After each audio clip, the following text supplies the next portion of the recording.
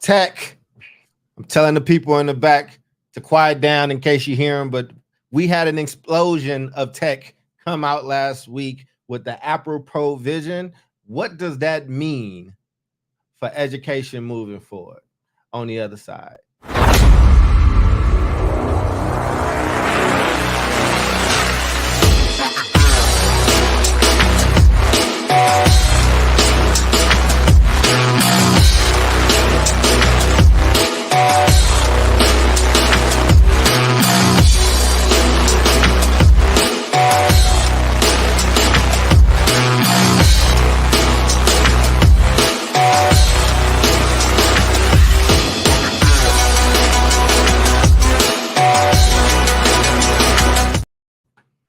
Welcome everybody to another episode of the South Star Classroom.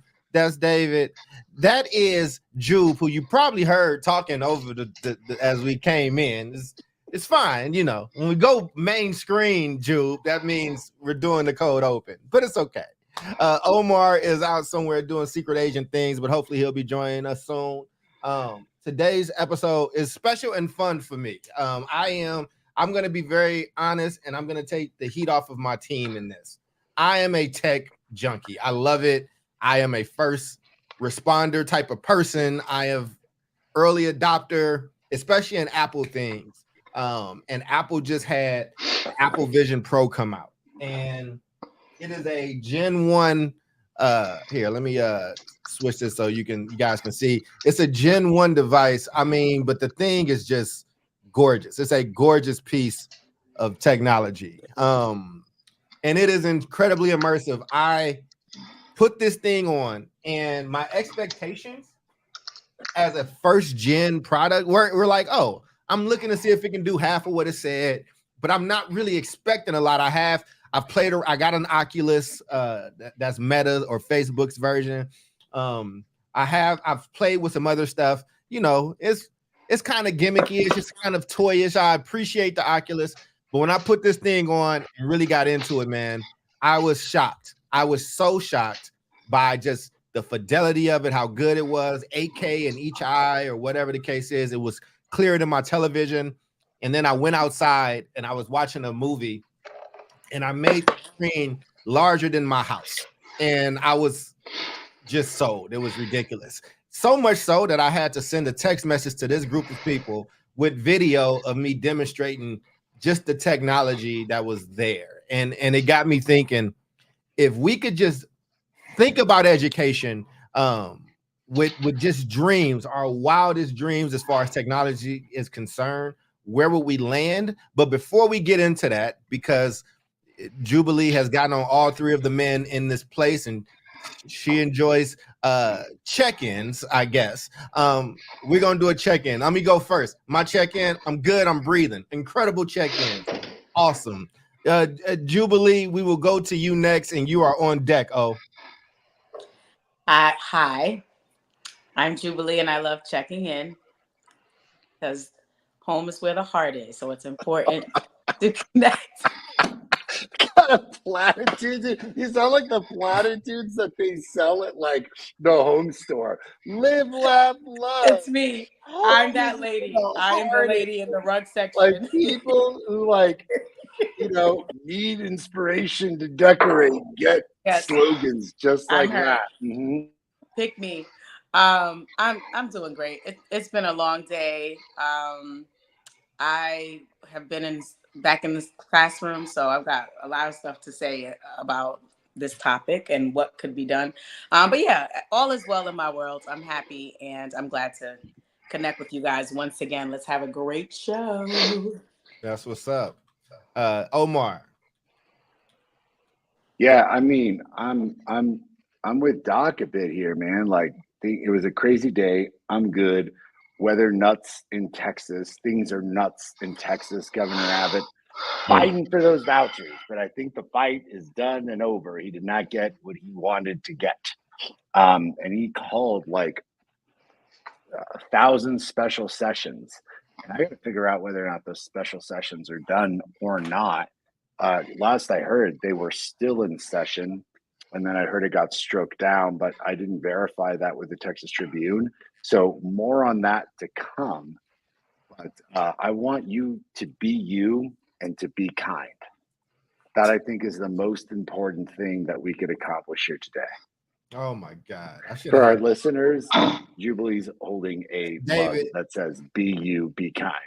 David, I should have went to you before those two, but before I go to you, David, I'm just gonna get to it. I watched the new show, David and team, Mr. and Mrs. Smith. Donald Glover and has reimagined it into a series. And as I was watching this show, which was actually really good, I said, "Oh, this must be what Omar does." Like Omar, like the way Omar is cagey, and we don't really know where he is most of the time. And that's how this couple was. Like they would just be in a different part of the world in Italy, just doing espionage stuff. But that is what I think Omar does in real life. I think he is a Smith, a Mr. Smith. But that's why his check-in was so weird. But I'm gonna go to David without letting Omar even respond to that. How you been, David? Been good. We've got we have 2 high school events this week, visiting potential high schools for next year. So we're excited about that. And we had a tornado warning earlier today. So I know Charles, you're used to that. Jubilee, not sure about you. Omar, I don't know what happens in El Paso, but yeah, we had a legitimate tornado warning. I don't know if one touched down, but the weather's been crazy, and the phone went off. We had 2 warnings, and they're like, get to the lowest part of your house. And I'm like, underneath the house? We don't have a. Yeah, they don't do basements on the West Coast. No. So we just got down. We like getting down. But yeah, that's it for the check-in.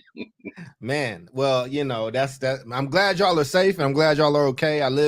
We got some warnings out here in the suburbs of Chicago, but Kentucky, where I live with my grandmother, been through a lot of tornadoes. So yeah, those drills will scare the hell out of you if you're not used to them. But I was used to them. But yeah, man, I'm glad y'all are okay. And now listen, again, I will apologize for this show up front, because my excitement, I was kind of I love technology, and again, first gen stuff, beta stuff.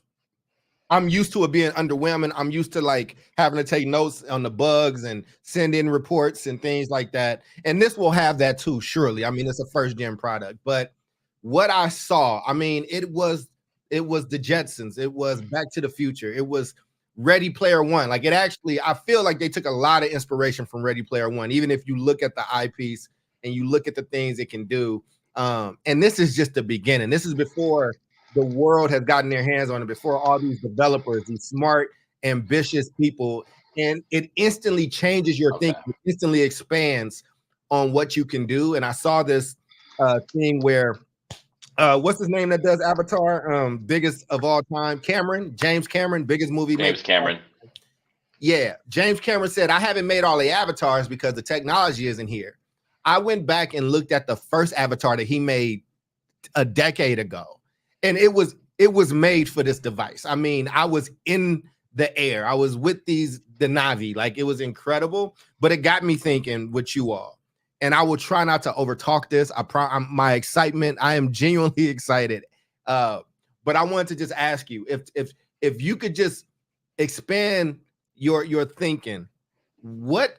How could education be impacted by just new technologies? It could be this device specifically, but what is something futuristic, something innovative, something truly just game changing that you all can think about? And I'll referee a little bit. I'll go to you first, David, and then Jube, you'll be on deck.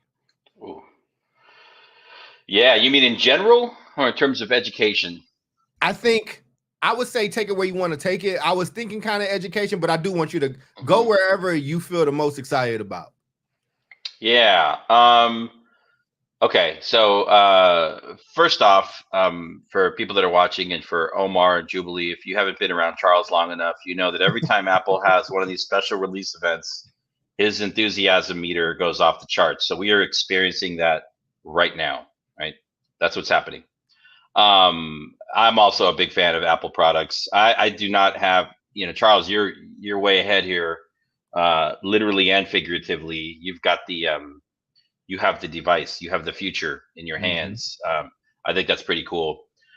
I mean, I think the one big thing for me, and we can talk through this, is let's see if I can get this right.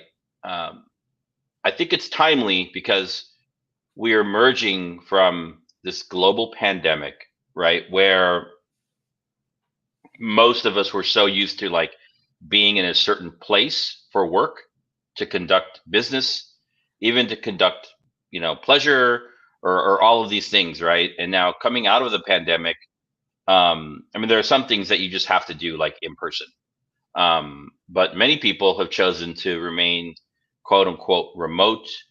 And so I think one of the big opportunities here is, as people remain remote, or you have people living in like remote parts of the world, right? These new technologies have the potential to continue to bring people together, regardless of where we are geographically, right? So my big thing is, is there a world where this technology can we know that it can break down the geographical barriers, but is there a way for us to come together, beyond just like geography, but like, learning about other cultures, learning about people's different backgrounds, coming across different, political backgrounds, all of those things, right? I mean, I think that's my one big takeaway. I have some things to say specifically about education, but we'll get there. Okay. So Awesome. bringing people together. Ju. Oh boy.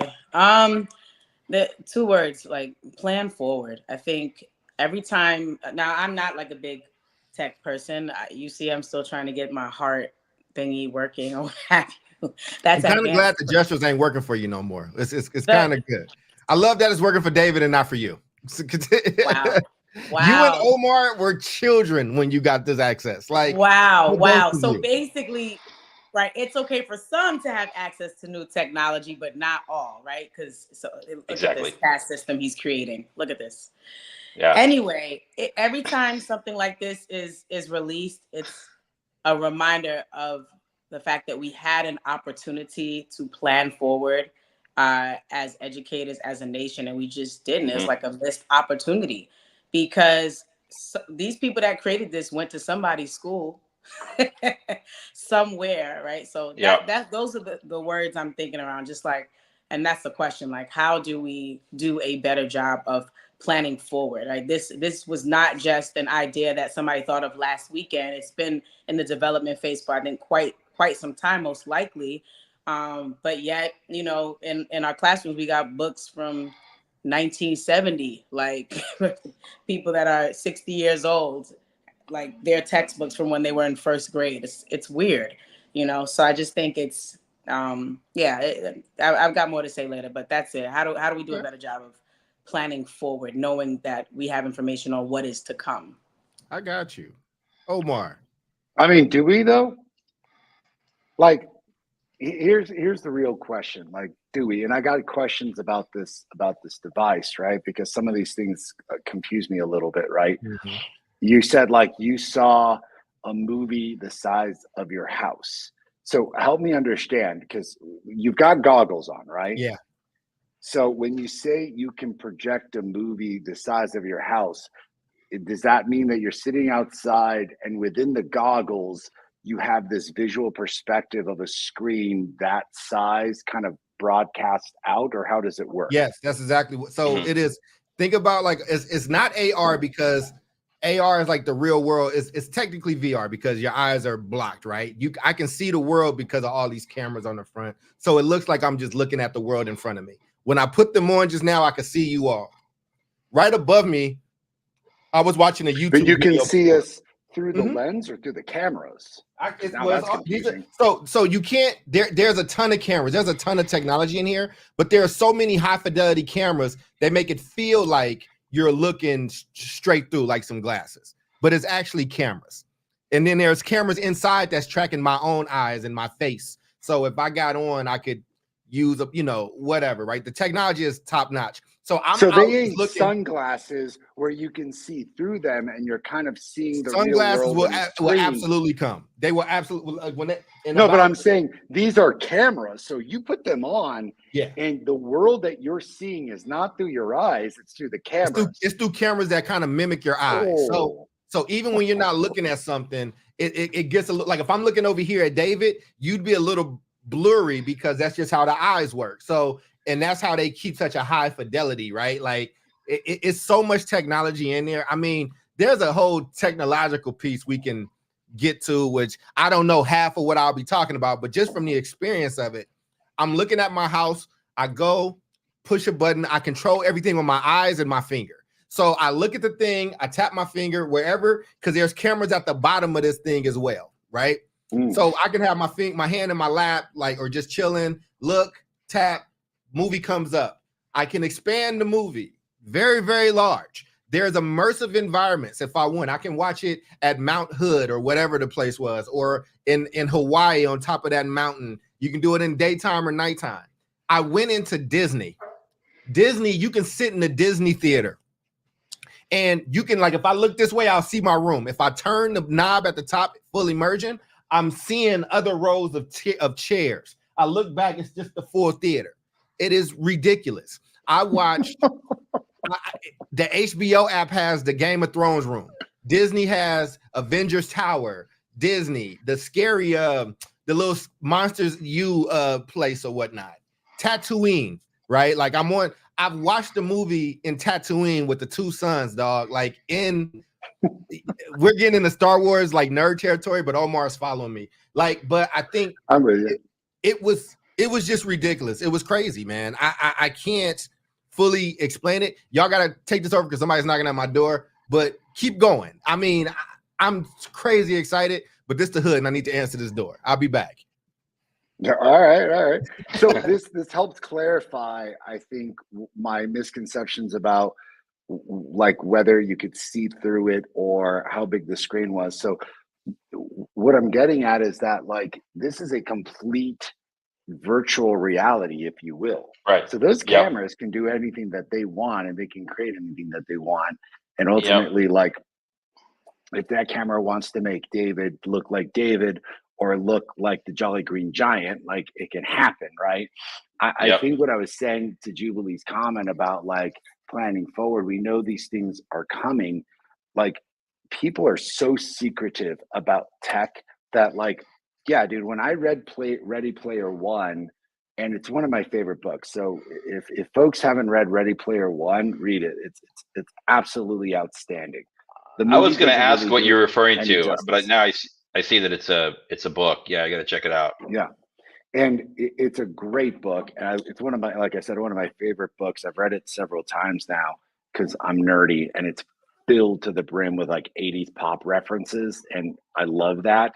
I will say the movie did a better job of creating a much more thorough character for Samantha, because the book kind of just made her into some like teen bop fantasy for a dude, which not great. But aside from that, like, narrative situation, the book really got into the fact that in the future, every kid lives in this oasis. Everyone lives in the oasis, which is this virtual world, right? You go to school in the oasis, you live in virtual reality. And the book does such a great job of basically dealing and grappling with which one's better, like this virtual world or the real world. And people would be like, well, the real world is better. And it's like, well, like, what are the circumstances people are dealing with in the real world? So the protagonist, Wade Wantz, was living in extreme poverty in what were called the stacks, meaning not just trailer homes, but the property values have skyrocketed, and it's a dystopian future. So they had to stack trailer upon trailer upon trailer upon trailer because of lack of space. Like, that's a tough situation. So people living in the oasis makes some sense. I want to get into the nerdiness of this all, but to kind of go back to being like, how do we plan for such things?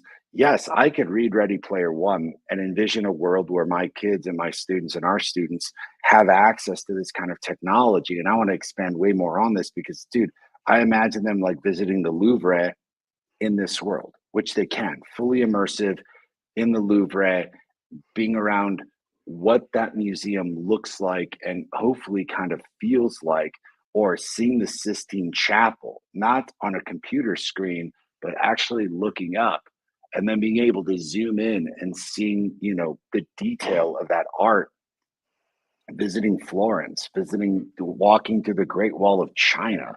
Like, it's unbelievable what could be done. And again, I'll get more into this, but two things. One, I think that tech companies do a very good job of concealing what is going to come because they don't want other tech companies to take what they've done. So like, David, you were working with like the Google VR stuff, and I got to tell you, like, Google's probably scrambling because this makes that Google VR stuff look like the Flintstones, right?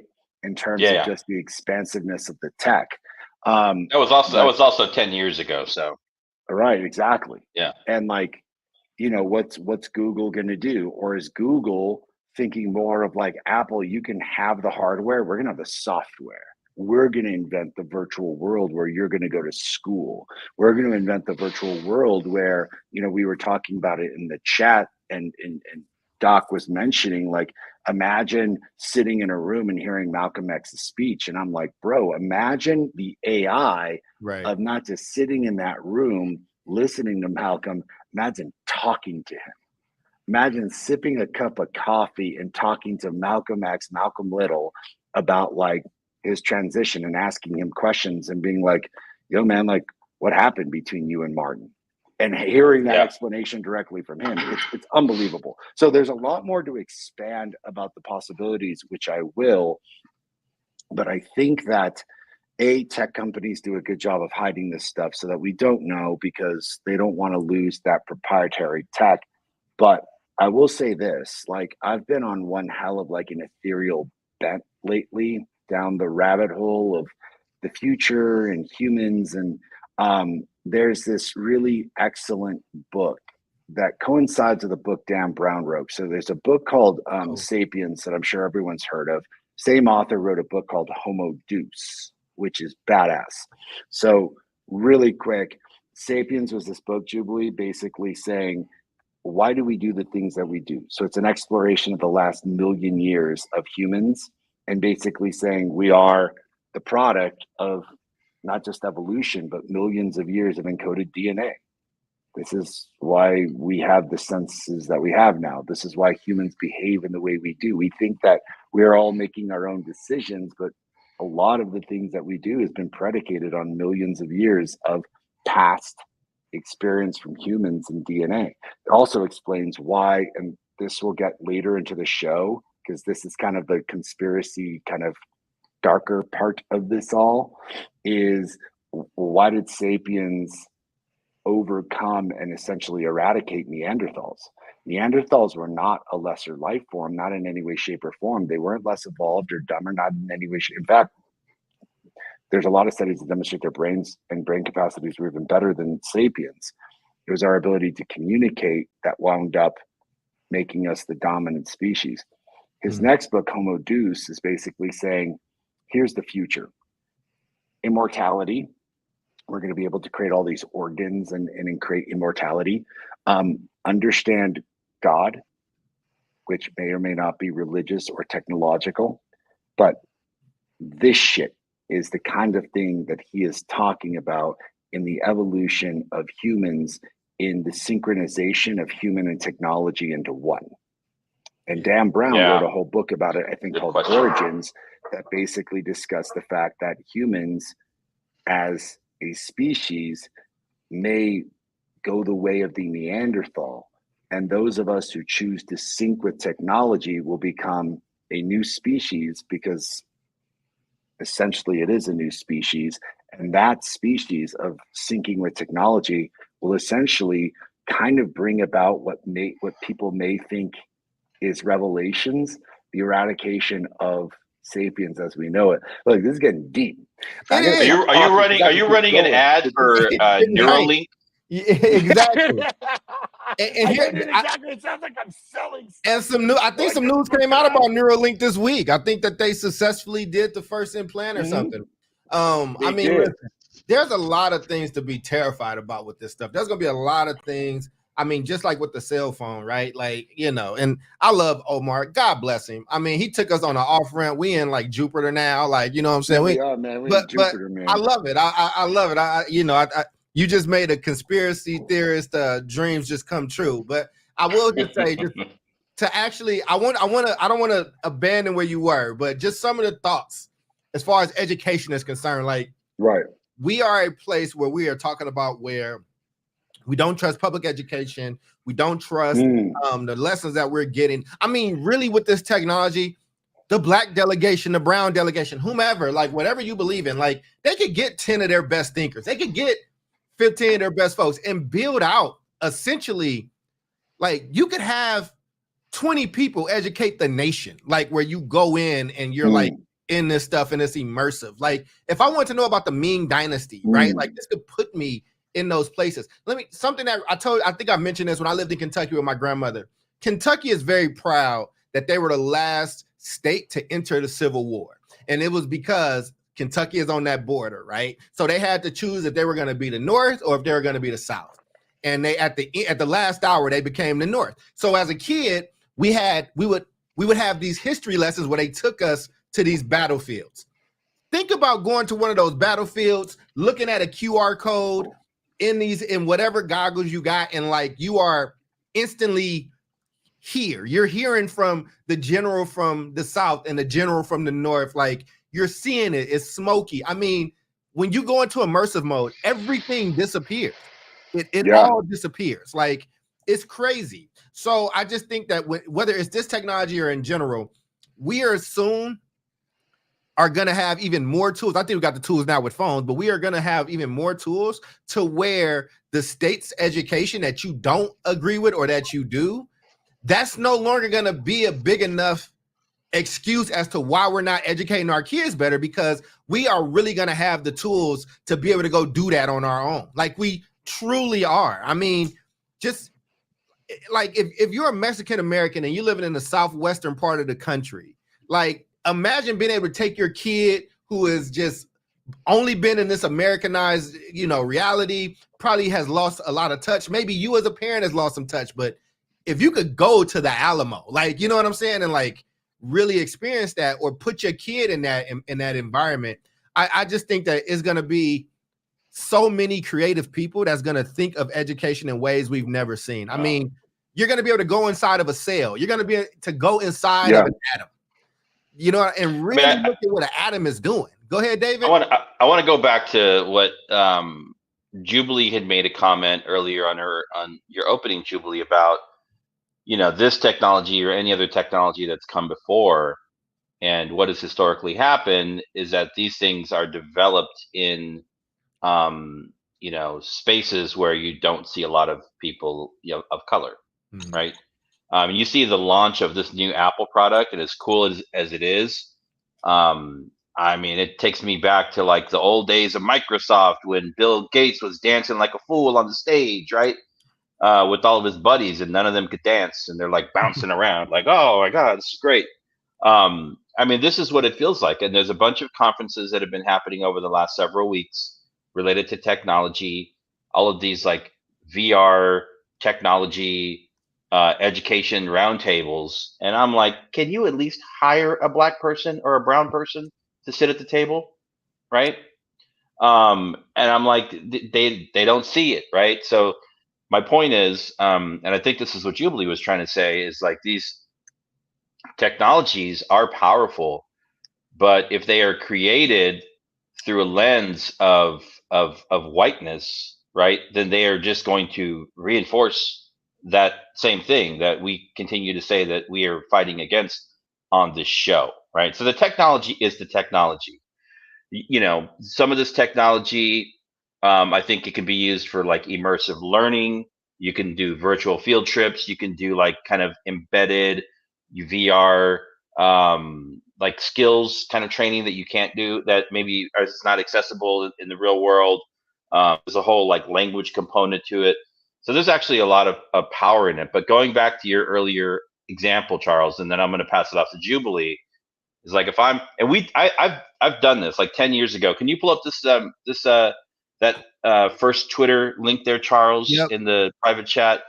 So this is when I was head of school about 10 years ago at a TK8 public Montessori school. We partnered. We brought in Google to do that, to try out and trial their at that time was called Google Cardboard. It was basically an Android phone that you would flip sideways and put into a cardboard box, right? And it was all programmed through their Google Expedition software, which could be run off of an iPad. And you can get kids into a room, and these kids are literally in the Great Barrier Reef, right? And you have a teacher that is on the iPad, and they can point to certain things in the image that the kids are seeing. And kind of direct their attention, and there was pop-ups, and it was pretty incredible, right? So this technology has been out there for a while, but my point here is like if this technology, and when it becomes accessible for children, for brown children, and for African American Black children, is the algorithm going to direct them to the Louvre or Big Ben or the Eiffel Tower versus the plains of Africa or Namibia or the pyramids of Teotihuacan, right? And so that's where my question comes into play. Is like the hardware is the hardware, the software is the software. The power is in the algorithm. Like, where is this technology going to direct people to, going to direct children to? And I think when you don't have people of color at the table, that's where the risk is. So I want to pass it off to Jubilee, because I think she's been thinking about this for a minute. Yeah, and I got a thought after Jubilee goes around what you just said too. Thank you, David. Yeah. So my point earlier around the whole plan forward thing is like, I feel like things like this come out and they're wonderful, they're incredible, and can be super helpful. But it's like people are planning for the future without really keeping those who are going to be running the future or in charge of the future in mind.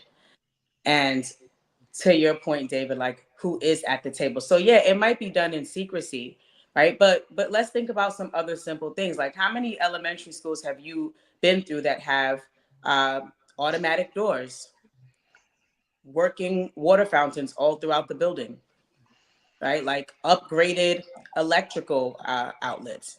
How long has that technology been out? But wait, you could be in a dilapidated school facility with this Apple technology, and it could look like you are in a 21st century learning facility.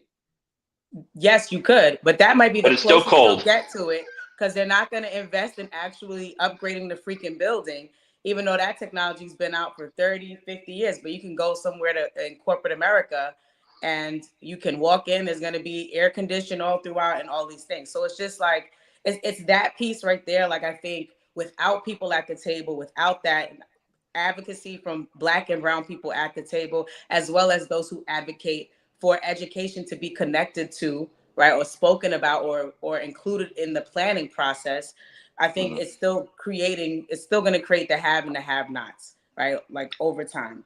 And those that are able to access it, afford it, and believe in it, and all the things that it can do, will be the ones that get it, and those that don't won't. I want to jump in though. Well, go ahead. I want you to finish. I know tech people are screaming at the screen right now. Like I know that they are. This is my point.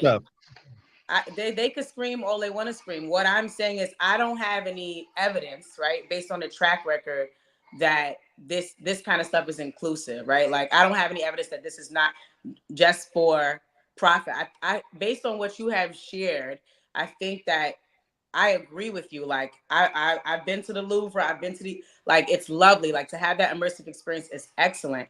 But I'm talking about in the planning stages, or even after it's released, how fast do you think it's actually going to get to the classroom of a little Black boy from East New York, Brooklyn? Well, Like how I think it can happen really quickly in the same way that phones have become ubiquitous. I think But that, that wait, hold on a second. Let me, because we're this is where I wanted to say this when David was speaking. Apple is not the only people that's going to be building this. Think of it as StreamYard. We're on StreamYard. They built the platform.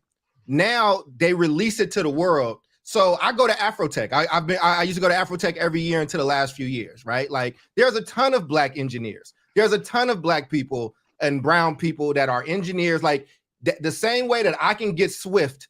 Swift is an application to build Apple apps and all that stuff in. Like people, there are individual people that will be able to build these things. Like we don't, like whether somebody works at Apple, at this point, the technology is going to be out there. Google has been doing this, Meta's been doing this. So this first product is to get into the hands of developers. It's to get into the hands of the people. Apple's always going to do what Apple's going to do. They're going to have some polish. They're going to do certain things. They're going to put out guidelines.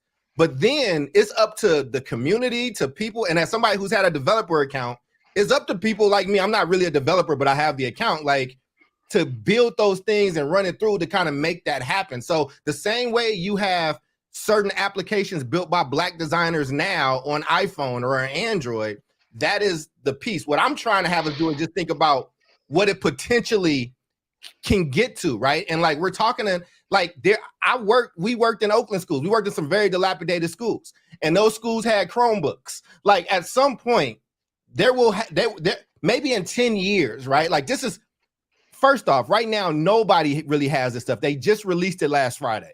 Like they want to get this V1 product out there. But in about 3 or 4 years, when people have had it, are developing it, are pushing the technology, I agree, tech companies should absolutely hire more Black people, more brown people, whatever the case is. But it's not Apple that's going to say, we don't hire Black people, or Google, we're not doing da-da-da-da-da. The same way we took StreamYard and we built the Black brownish show that we wanted to build, that we did that as like that kind of the community.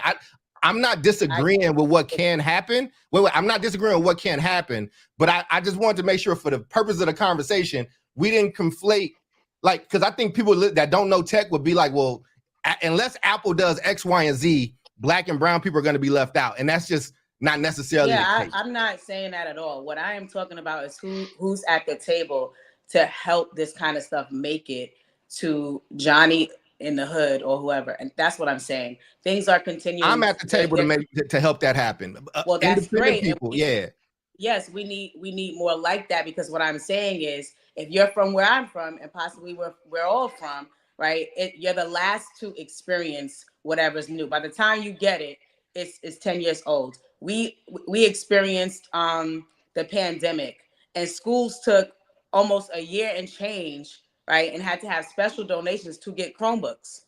How long have laptops been out? So that's all I'm saying, right? Like, it's not even necessarily about only Black and brown engineers and all of that. It's about who is advocating for the needs of the children, parallel to this stuff being developed, knowing that this is where the future is going, and we need this to be represented in our classrooms across America. Yeah. My last point is this: teacher education. Right, like I am supervising some interns. Right, they're all in their senior year, and I had a chance to review what they're being like tested on or what have you for their teacher certifications. None of this stuff is in there. No sort of preparation for technology and how it could be used in the future is a part of teacher preparation. So I'm saying basically all I'm trying to do is highlight the gap. That's all I'm doing. But the technology ain't even a week old yet, is what I'm saying. What I'm saying is this. Well, I think what she's saying is probably not even like Google Classroom, right? I get it. I get it, right? But like when you think about a Khan Academy is free.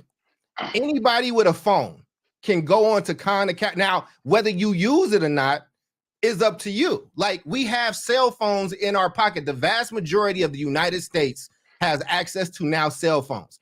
Developing third world countries, many of those places are utilizing phones as their main computer, right? Like technology, there are still some places that don't have technology. Let me be very clear. Here in the United States though, right? Like people got access to that tech. Now, if you choose to go on Snapchat versus if you choose to watch the documentary, that's kind of on you. But what I'm saying is, I don't deny there's going to be racism and all this stuff all the time, right? Like, and if you're Apple, you're not like it's my job as Apple to make sure that education is here or Black education is But this, you that, and the kind of third. should. I think all No, you these should. companies Like if my job is I'm building the tech. Like if I build the technology and it's out there and it's democratized, like their job was to do what they just did. Like, you know what I'm saying? Like put it out there. Like they're gonna be, listen, I'm from the Bay. Kimberly Bryant started Black Girls Code. Like there's more coding things in schools and stuff than I had ever seen, or like kids are learning how to code and build stuff at 7 and 8 years old. Like this is a different crop of student that's gonna come up in this world with that stuff like mattering. Like who remembers MySpace? And when Black kids got MySpace and cracked MySpace and started putting music in it and start like this thing is going to take on a life of itself. What I wanted us to do, but I think we landed in a good place still, was to think about just the possibilities. Like the negative stuff is gonna be there. Like the all that I feel you. I don't disagree with nothing that Dave or Jubilee has just kind of said, right? But for a moment, just allow your mind for a moment to like envision what could like be. You know what I'm saying? Like, what if it was a girl that loved dresses and somebody built an app? Maybe Barbie builds an app where it's like you can design Barbie's clothes, and you got kids at 4 years old, like, you know what I'm saying, building that stuff out, and their mind is going to be expanded in a way. It's like when you meet a baby and you see a baby with an iPad, you're like, how is this baby that can't walk yet operating this device? Like, we're older. Like, we're going to have to catch up to this stuff. But when it's going to be people born into that world, and it's just going to be all they know. And I'm just saying that's going to be crazy. I mean, so imagining the possibilities, I would say you have this this thing where like technology is technology. It can be super advanced, but we are always going to be human beings with 26 chromosomes and you know the number of bones we have and our general lifespan until they can learn to extend our lives past 100 years. Right. But it is what it is. So I think with the technology, one of the I think for me one of the hopes is to actually be able to remove learning from a particular space, right? If this technology opens up the world to people, then you know what would learning look like if it didn't have to happen in a classroom of 25 or 30 children, right? That are stuck to a particular bell schedule, you know, in a school day that is essentially what it looked like 100 years ago, right? So is there the potential to really like liberate learning and personalized learning? And I won't say but I will say and also recognizing the risk of, you know, what does that mean for like the socialization piece, which is incredibly important for young people, right? So it's you know, people like we're all like stuck on our screens. My kid just got an iPhone and I'm like, put that damn thing away. And I'm like, well, I kind of prefer that than him sitting on the couch with a VR headset on because like I'm good, you know. Right.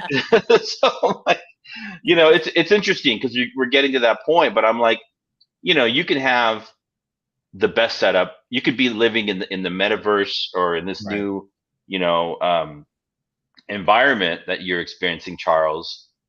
But like, you know, if somebody comes to your door trying to hurt you, they're going to still hurt you, right? You could still be in your virtual world, right?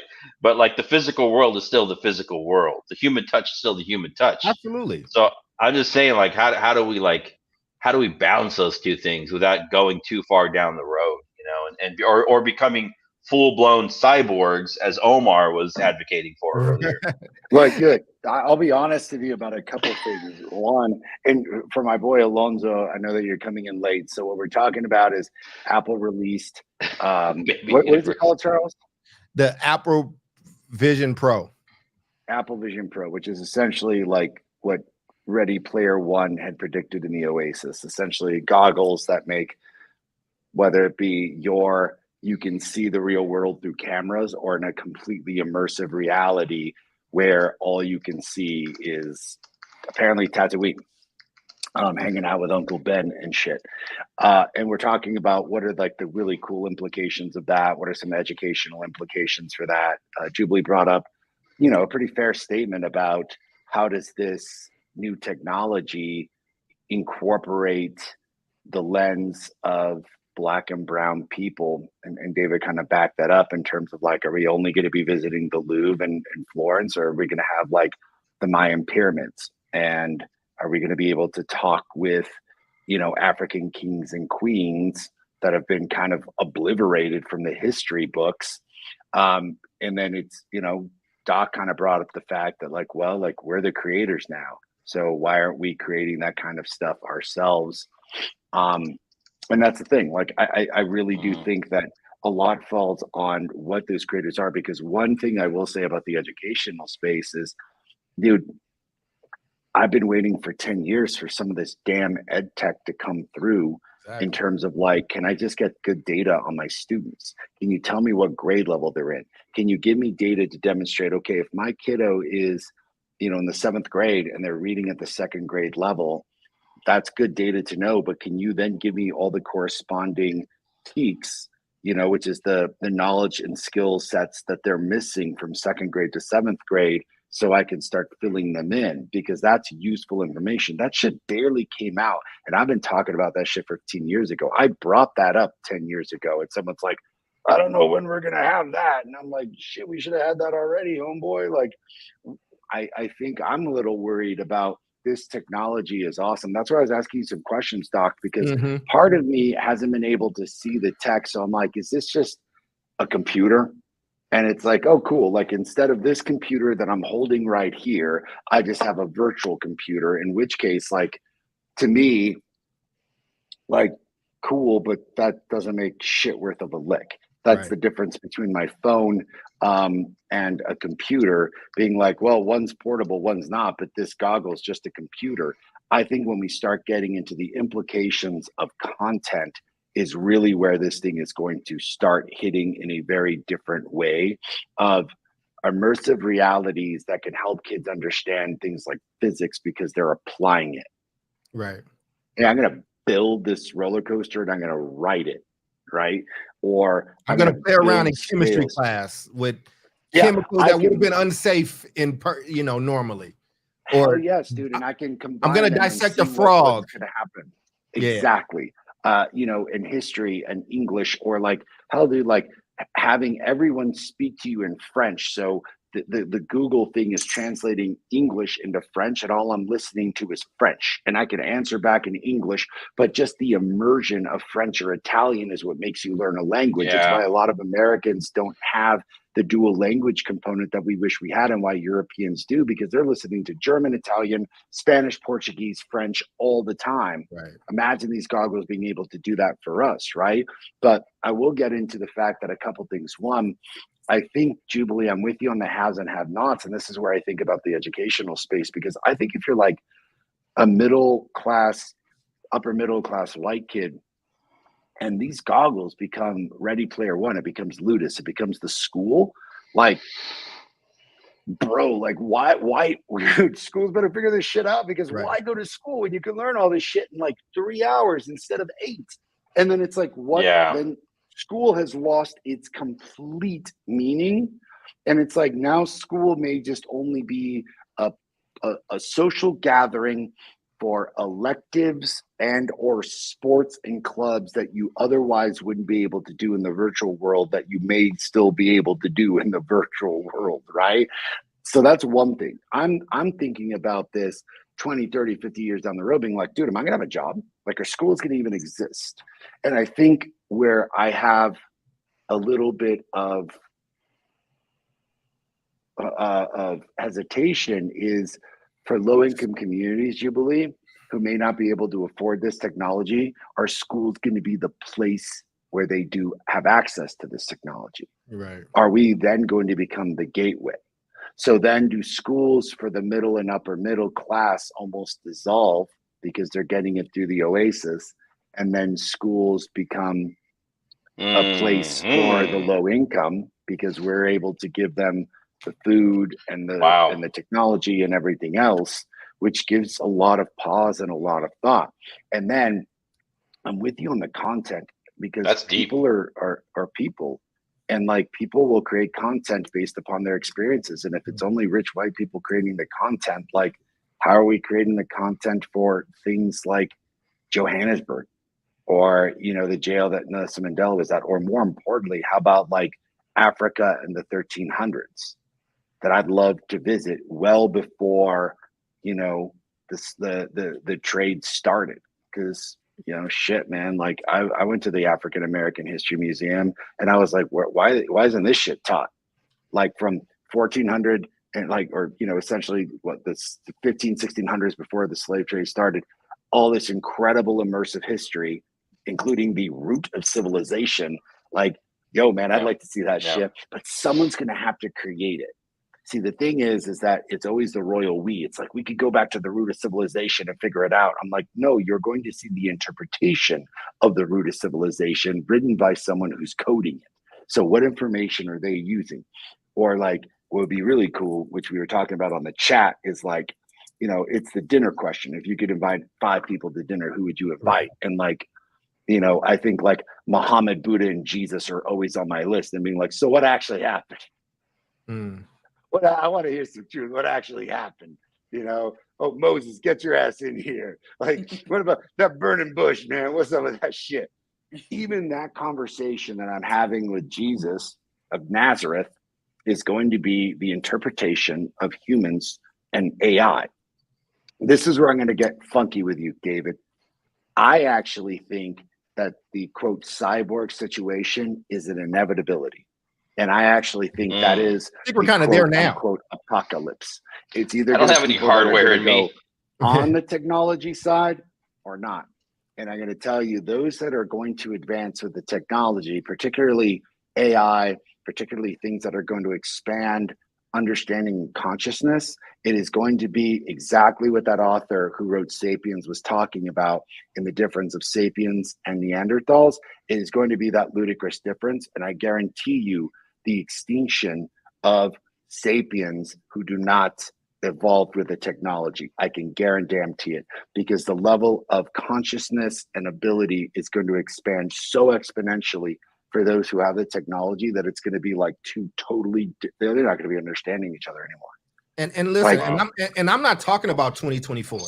Like, I'm talking about 2035. Like I'm talking about the way that cell phones are ubiquitous now. What I'm saying is the toothpaste is out the tube. Like, the technology is now here. Think, we're on YouTube. The early adopters of YouTube before Google even bought them was probably some rich white dudes that wanted to be filmmakers like Casey Neistat, who didn't have that platform. But now kids are like leading in YouTube and TikTok as far as like playing with slime. Like, what I'm saying is that, Apple's job is going to be to like air traffic control. Like, hey, this is not up to our standard, or you can't have that, like kind of what they do at the App Store. But the 4 of us can make an app right now and upload it in the same way we do with this podcast. I mean, the conversation changed to one more of a philosophical one and kind of playing around with what the future is, but I think that that's fine. I'm just saying, like, what does us dreaming look like? Because here's the reality for me. I don't want Apple to be the people that's building the apps that's supposed to, go into my blackness. I just don't want it. It's going to be sanitized. That's just like the state doing it. I want, who should be doing it? What if the NAACP started gathering the best minds now and started to archive these thoughts and these theories? And like, this is the NAACP's official like curriculum for K-12. What if you could do something in this verse? Because it's this technology and AI, like you said, Omar, which is growing every single day. Since we've done it, AI makes strides every day. But what if like what if Jubilee's son has a kid when he's an adult and married, and he can take a test? That kid takes a test. You are in the 7th grade, you're reading at a 4th grade math level. Because we know what you like, here's the plan we're going to put you on. Like, you like Spider-Man, here's a 4th grade reading level Spider-Man book. And to get to the 5th one, they're going to gamify it. To get to the 5th one, you got to be proficient here, right? You got to do this. Like can basically democratize education in a way that I don't think we've been able to do anymore. But all that stuff comes to choice, because you can watch educational videos on YouTube and you can watch bullshit on YouTube, right? Like all that's gonna exist. But what I don't want to put the fate in a corporation. I forget them. Like the technology is open. It's gonna be open. It's about to be open in 10 years, right? It's like, what are we gonna create? Who are we building to create this stuff? You know what I'm saying? That's the positive part of it. But yes, absolutely. Every danger you got to worry about with phones is going to be heightened. All the over sexualization is going to be heightened. All the bullying and cyber stuff. I think we talk about how we're going to socialize kids. How we going to socialize kids now? Kids don't know how to talk to people in reality right now. You know what I'm saying? So I just think that a lot of the problems that we brought up are problems that have been here. But you know, I think this could democratize education for a lot of poor people later on in life, but it's going to take a while, and but I think it's going to play out. Damn, what time is it? It's 5. It's well, thank y'all for envisioning I need to go on the tech show and talk about it, but I think I think it's good though. I think it's good to have these conversations outside of tech spaces. So nerdy about this. Yeah. And this is I think that the screen is split up perfectly, right? I think me and Omar on the left side of the screen is like, who's kind of in this world a little bit, kind of plays with tech, kind of, you know what I'm saying? We kind of been asking for some of these things. And I do think David and Jubilee, from a very like grounded analog, like, yo, here's what we're dealing with now. And this issue, I see this issue of racism only getting exacerbated. I actually think it's we're parents with parents. You know, children of the age that are like getting really heavily involved in technology. So I think, at least for me, that's kind of where some of this is coming from. Listen, man, I just watched the technology, dog, where I controlled the entire spatial computing device with my eyes and fingers. Like, do you understand? Like, it's wild. This is a technological marvel. And again, I also know that you haven't had it on yet. Like, you haven't been in it yet. Like, you know what I'm saying? Because when it wasn't until I was in it, like, I was excited before, but it wasn't until I was in it and I was in Avengers Tower and I looked to the right and it's Tony Stark's phone book. It's his phone with like pepper on it. Like, it's like, wait a second. And it looked so real. Like, you will mess around in the theater and try to put something on the table in front of you. I played chess on my desk. I played chess on my table, looking down at the pieces, and then it played back. It's like, wait a second, what is happening right now? So there could be some crazy stuff. A concrete example here. A concrete example would be like, you know, in my age, we grew up with textbooks that were like old, outdated, heavy. We hated them, right? And then at some point, we went, you know, there's still textbooks, but now you have like online interactive textbooks where kids, you know, are accessing their textbooks and content on their Chromebooks, and there's links you can click, and there's videos, and it's more interactive.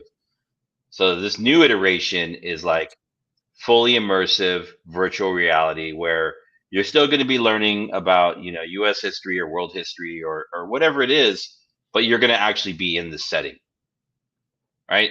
And if you're a young person, that's pretty exciting. And I think in general, if you looked at it from a scientific, psychological perspective, you know, like that's the best way probably to learn anything, right? By being embedded in it. So, I mean, every day is a field trip. I mean, come on. And listen, right after this, I'll do a group a group FaceTime to anybody that wants to see it with the four of us just now. That's not anybody. That's not y'all out there. It's just these people. I will do it. I'll do it for like 5 minutes because again, you have to somewhat be immersed in it. But I think, you know, I'm looking at this for poor schools like this, and I'm going into final thoughts. I'll go and just let y'all have it. Poor schools can't afford to go on a bunch of field trips. But when they get this technology and it's written off, we can go to Paris today. We can go to China tomorrow. We can go to China in 1850 tomorrow. We can go to Chicago right after the Chicago fire. We can go to Pompeii. Like it is like I can math. Think about a mathematician. Like I can go and look at what the pyramids look like when they made it, when they were still glowing white from the from the limestone, right? Like, because limestone starts out really bright white and does whatever. I'm just saying, I think the fears that y'all have is right. The things that we should be, I think you're absolutely right. I think as a tech enthusiast though, like, and I think some of this is our responsibility around what we build for it and how we manage it. And nothing is ever going to take the place of what a parent's role in this stuff should be. Like, so I think I think you should be able to always see what your kid is doing, which you can right now. Like, you can have it mirrored to you and all that stuff. But my final thought, as I throw it to David, you next. My final thought is, I'm very excited about it. I don't get excited about much, but I hear those issues that we got. My hope, though, is that we get some overzealous young people that maybe ain't even born yet, that's maybe 5 or 6 years old right now. I mean, they're going to be the ones that's like really dictating what you can do. And the stuff ain't even been pushed to its limit yet. So I'm excited for what can be there, but always fearful for what we as humans are going to do with anything, a la cell phones. David? All right.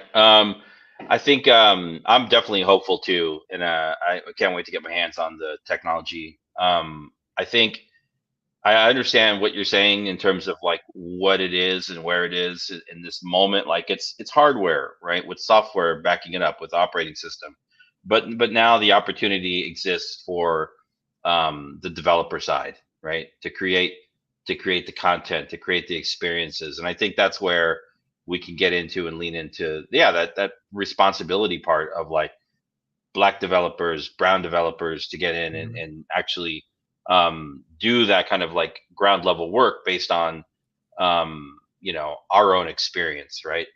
So I understand that, and I'm hopeful for that. I think the other thing, like with so many other pieces of technology, there needs to be a mindset shift. Not in education. I think people have generally like bought into like, okay, technology is going to be part of education going forward. But making sure that when school districts, I don't know if y'all remember when LAUSD about 15 years ago went out and bought iPads for everybody, and they all got lost and nobody really used them. We're talking about like, I mean, millions of dollars of public money. I think it was $1 billion. Yeah. It was okay. I didn't want to go that far, but I think you're right. Incredibly wasteful initiative. So when this new technology comes out, I hope school districts are mindful about, what they're buying. Do they have the capacity to train their teachers, right? I think teacher training around this stuff, getting teacher input, not just input, but buy-in. Otherwise, you're going to have very expensive technology sitting in a crate in the back of the classroom, right? While a teacher still teaches out of a textbook. So it's a whole process. Things in education, we know they take time. But ultimately, I hope, students that need it the most have access to some of this powerful technology. Yeah. Jude and Omar, you take us home. Today, my final thought is everything David said. Take it away, Omar. Yeah, I mean, I'm hopeful. I am hopeful. My concerns don't necessarily outweigh my hope. I just, I'm a both and I just think I think that corporations do have a responsibility. I know you guys are like, oh, they're here to make a profit and blah blah blah, but it's like, at what point as a nation do we really, put our money where our mouth is? We say that we care about children and their future. These are in these little children that are in second grade now. We're going to blink, they're going to be 18. We're going to blink, they're going to be 21, 28. They're going to be in charge. How are we setting them up, for success in the future? And is there success in the future for them without them being able to access this kind of technology and utilize it? And who has access to this already? So yeah, it may have been done in secret, but does the military have access to this kind of technology? Right? Do politicians have access to this kind of technology? If so, then why don't our children have access, or why isn't there a plan for that to happen? That's where I am. I love to see when children are considered in the plans for our nation's future, our world's future. And so many times, I don't see that. And it's a sore spot for me. So there's that. Omar. I believe the children are the future. Thank you. Teach them now. Let them lead the way. Extra chocolate. I got so much to say about this. One thing I will say in my final thoughts on the David and Jubilee side of this is I think it's really important to bear in mind not that the technology exists, it's what is the content that these kids are looking at. So it's an inevitability that these kids are stuck to iPads and phones, and eventually this VR world or this virtual world, it is truly an inevitability. And it's not that I fight my niece being on the phone, because I do, or fight my niece being on an iPad or my goddaughter being on an iPad because I do. It's like, hey man, like there's something about having a conversation.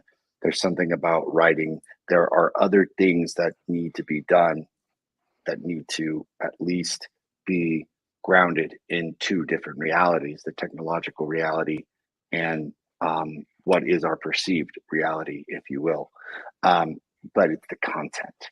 So, you know, if my niece is talking to Nietzsche in a headset and I get to participate in that conversation, I'm like, shit, dude, all day. If Charles is talking about we have low-income kids, many of who've never left El Paso, never gotten on a plane before, and I get to take them to Teotihuacan and help explore the pyramids with them, or Chichen Itza, I'm like, holy crap, dude, all day long.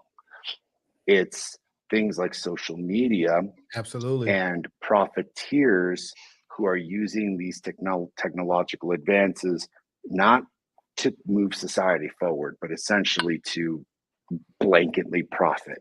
I think that's where we need to be worried. And I think that's where I'm with David and Jubilee about parents need a lot of say. We need to be mindful about kids. We need to think about what these technologies are going to do for people, because I don't think it's as black and white as go outside and play anymore. This shit's going to be embedded into people's brains, bro. Like that's the next, dude, it's already happening with that link. Give it Neuralink, 5 yeah. years, 10 years. I was saying 50 years. Doc, you're right. Speed that shit up. 5 years, 10 years. We're going to be seeing a completely new species of us ingrained with tech and AI. And I think it's really important that we think about the implications of the content and how we're using it in order to do things like expand consciousness. And I think that's the inner work. Technology and the biology of humans and the integration of those two is going to be an inevitability. And it's not just a tool. It may just be part of our entire landscape of how we perceive the world, right? Because if you're looking at these goggles and the world looks radically different in seeing these goggles, who knows what's going to happen, right? Mm-hmm. Maybe technology gives us the aptitude to see x-rays or radio waves or other things of a supernatural or ethereal existence that we couldn't perceive with our own eyes, but with technological advances allows us to have a greater scope of existence, if you will.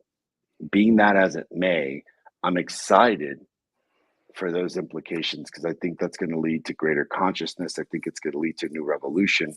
I am worried, as Jubilee says, that if we don't have solid intent about what it's for, how we're using it to make the world a better place, and just allowing profiteers to destroy children's mind vis-a-vis something like social media, like we've seen, we wind up destroying ourselves in a way that, you know, may lead Mark Zuckerberg to build weird ass multi-million condos in Hawaii. But does that guy know that we don't? I will say this, and on a high note, Doc, I would love the opportunity to talk with Carl Jung. I would love the opportunity to talk with Jesus. I would love the opportunity to talk to Shaka Zulu. Like, imagine, dude, imagine like being like, talking to Montezuma and being like, shit's about to go down, dude. And being like, what? But this was the prophecy. And I was being like, I would love. I mean, analyzing Napoleon's war, like the way his battlefronts, like, I mean, the opportunities for learning and paradigm shift and visitation is going to be extraordinary. And I'm with you because I talked about this when I read Ready Player One. I was like, I envisioned my kids in a school in a cool ass classroom having a brief discussion about visiting Chichen Itza, the Louvre, Patagonia, and then boom, they're there visiting it and interacting much like a video game, because I honestly think education should start looking a bit more like a video game to keep kids interested and interacted, developing real world skill sets, communicating, learning, ethics and responsibility, seeing the impact of their actions in real time through characters virtually versus what we hide in the masks of ourselves. I see a grand future, and I'm an optimist and see the possibilities, but I'm always on the side of that grand future must be done with the intent of real humans leading that future, because if we leave it up to everybody else, like, I don't know if we're going to get what we're going to get. So that's a very long final thought from me. It's all good, man. I mean, that's David, that's Jube, that's O. I am Charles. We will see you all next week, same bad time, same bad station. Y'all take care of each other and yourselves. Peace out. And Jubilee stuff still doesn't work, by the way. None of her. We can do all of it. You do it. She can't do it. It doesn't work. It doesn't matter. So it works on ours. All good. Y'all have a good one.